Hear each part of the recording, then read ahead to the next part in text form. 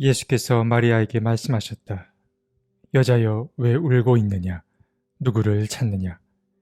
마리아는 그가 동산지기인 줄 알고 여보세요.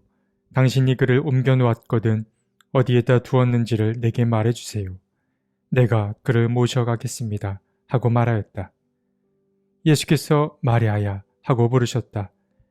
마리아가 돌아서서 히브리 말로 라브니 하고 불렀다. 그것은 선생님이라는 뜻이다.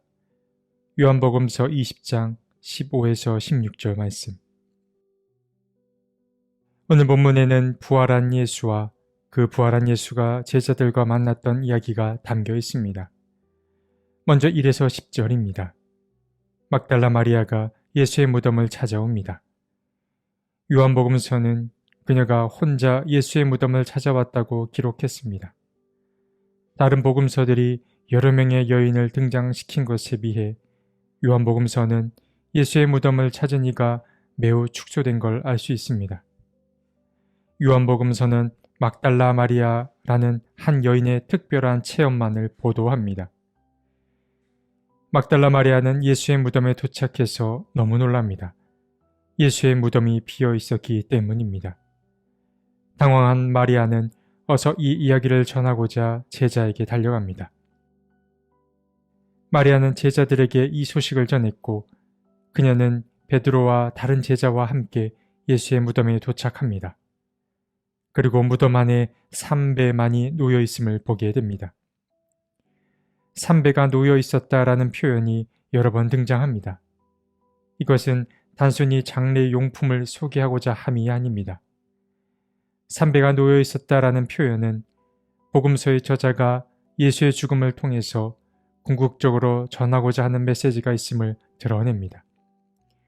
먼저 삼배는 곧 죽음을 나타냅니다. 당시 유대인들은 시신을 깨끗이 씻고 향품을 바른 다음에 삼배로 감싸 무덤에 두었습니다. 그러니까 무덤 안에 예수의 삼배가 있었다라는 말은 예수의 죽음이 실제로 발생한 일임을 나타냅니다. 그리고 두 번째로 이 삼배는 죽은 이가 살아남을 뜻합니다. 만약 누군가 예수의 시신을 옮겨갔다면 삼배까지 가져갔을 확률이 매우 높습니다. 누군가 예수의 시신을 도둑질할 경우 삼배만 두고 홀몸만 데려가진 않았을 것입니다. 그리고 마지막으로 삼배는 곧 죽음을 이기시고 부활하신 부활 예수에 대한 궁극적인 증명이라고 할 수 있습니다. 육신의 죽음은 지나갔습니다. 그리고 새로운 생명이 예수를 통해 찾아왔습니다. 바로 이것이 무덤 안에 삼배가 놓여 있었다라는 말의 의미입니다. 하지만 막달라 마리아와 예수의 제자들은 직접 빈 무덤을 보았지만 예수의 부활을 깨닫지 못했습니다. 그래서 제자들은 자기들이 있던 곳으로 다시 돌아갔습니다.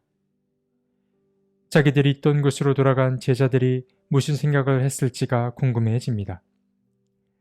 그들은 빈 무덤을 보고 몹시 놀랐지만 그냥 그 놀람이 다였나 싶습니다.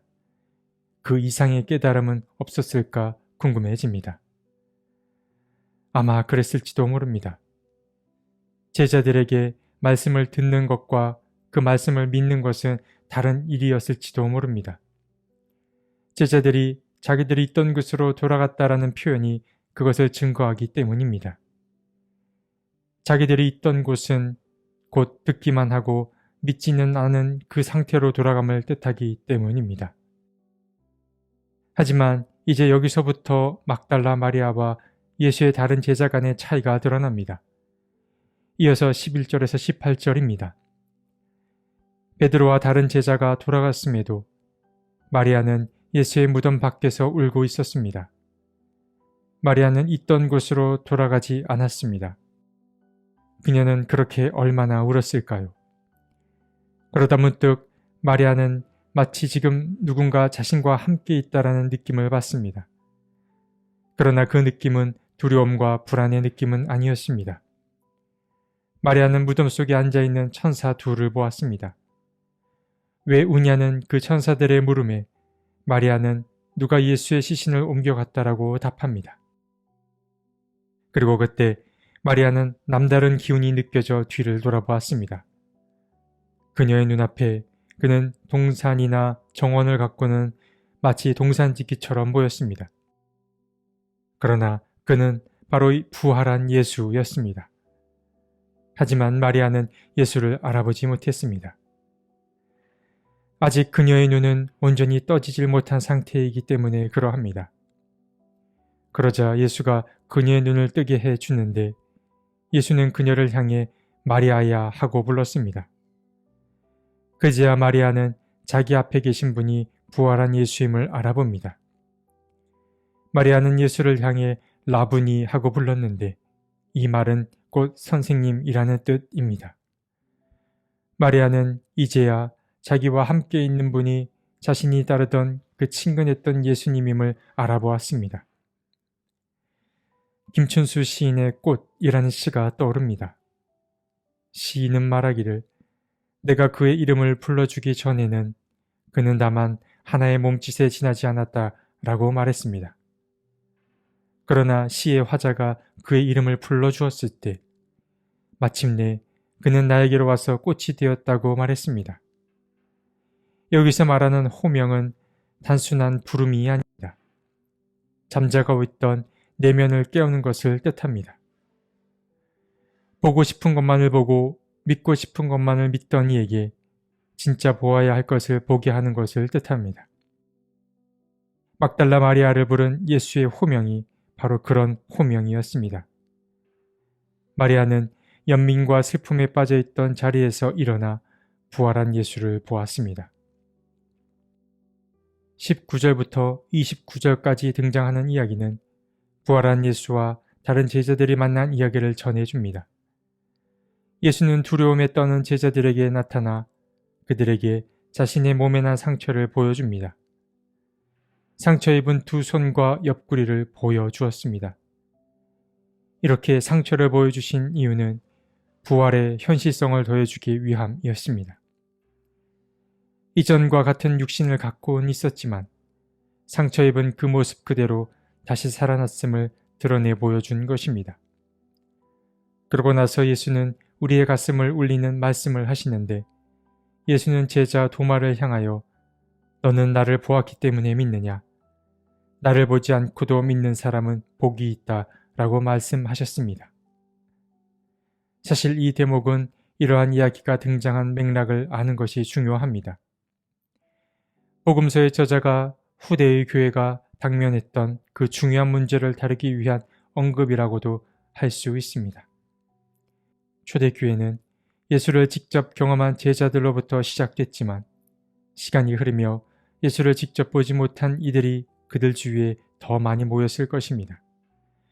그리고 예수의 제자들도 세상을 떠나게 되면서 그야말로 보지 못하고 믿어야 하는 사람들이 더 많아진 것입니다. 그래서 교회는 부활한 예수에 대한 믿음의 확신이 무엇보다 중요했고 또 필요했습니다. 부활한 예수가 도마에게 한 이야기는 바로 이러한 상황을 염두에 둔 복음서 저자의 기록이라고도 할 수 있습니다. 오늘 말씀에서 우리는 호명과 믿음에 대해 살펴보았습니다. 예수는 지금도 우리 한 사람 한 사람을 부르고 계십니다. 그리고 우리의 눈이 온전히 떠져서 우리와 함께 계신 주님을 바라보길 바라십니다. 눈을 잘 뜬 사람은 바로 볼 줄 아는 사람입니다. 그런 사람은 어려움과 슬픈 일을 경험하더라도 자기 연민과 슬픔에 사로잡히지 않습니다. 툭툭 털고 일어나 마땅히 가야 할 길을 걷습니다. 또한 지금 우리는 누구나 보지 않고 믿는 사람으로 살아갑니다. 참 어려운 일입니다. 보이지 않는 하나님을 믿는다는 그 일이 말입니다. 지금 우리는 보이는 것이 전부인 세상을 살아갑니다. 하지만 살면서 정말 중요한 가치들은 눈에 보이지 않는 것들에 있음을 깨닫게 됩니다. 사랑과 나눔, 헌신과 인내. 지금 우리는 소중한 것들이 보이는 것들에 가려진 세상을 살아갑니다. 그래서 더더욱 보이지 않는 이 믿음이라는 것이 소중하게 다가옵니다. 오늘 하루 우리도 참 믿음 안에서 누군가를 사랑으로 호명하는 그런 하루를 보냈으면 좋겠습니다. 하나님, 우리에게 먼저 다가와 주셔서 감사합니다. 우리를 먼저 사랑으로 불러주셨으니 사랑받은 자답게 누군가에게 사랑을 나누며 살아가게 도와주옵소서. 보이지 않는 주님을 믿는 일이 참 쉽지 않습니다. 우리에게 믿음을 허락하셔서 보지 않고 믿을 때 주어지는 그 참된 복을 받아 누리게 도와주옵소서. 아멘.